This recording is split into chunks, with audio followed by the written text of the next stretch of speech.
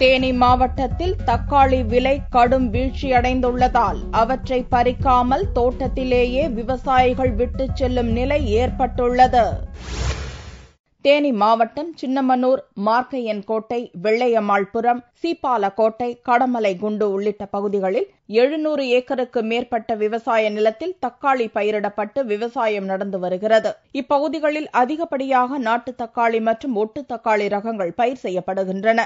தற்போது தக்காளி விலை கடுமையாக வீழ்ச்சியடைந்துள்ளது. 1 கிலோ தக்காளி 3 ரூபாய்க்கு விற்பனையாகிறது. 3 குழி தக்காளி நட்டுருக்கோம், அதுக்கு விலையே இல்லை. கரண்ட் இந்த பக்கம் கன்றாவியாக இருக்குது. ஒரு நாளைக்கு வந்து 3 மணி நேரத்துக்கு கரண்ட் வருது.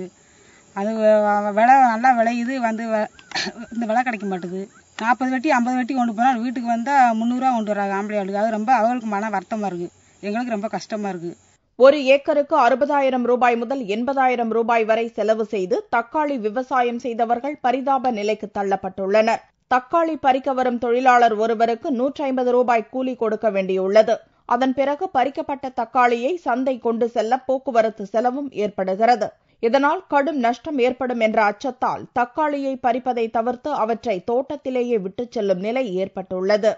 இதுக்கு தண்ணி பற்றாக்குறனால ரொம்ப கஷ்டப்பட்டு வெளியிலிருந்து வண்டி மூலமா தண்ணியை கொண்டு போட்டு நாங்கள் பாய்ச்சி விவசாயம் பண்ணா விலை இல்லாமல் போச்சு.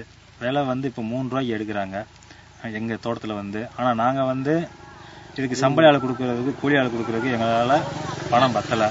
இது தக்காளி விற்கிறத விட நாங்கள் எடுக்கிற கூலி அதிகமாக இருக்குது. அதனால் எதுக்கு வேணாம்ட்டு நாங்கள் தக்காளி எடுக்காமே போட்டோம். கடுமையான வறட்சி, மின்வெட்டு நிலையில் கூடுதலாக செலவு செய்து தற்போது அறுவடைக்கு தயாராக உள்ள நிலையில் தக்காளியின் விலை வீழ்ச்சி விவசாயிகளை நொந்து போகச் செய்துள்ளது. வறட்சியை கருத்தில் கொண்டு தங்களுக்கும் அரசு நிவாரணம் வழங்க வேண்டும் என்று விவசாயிகள் கோரிக்கை வைத்துள்ளனர்.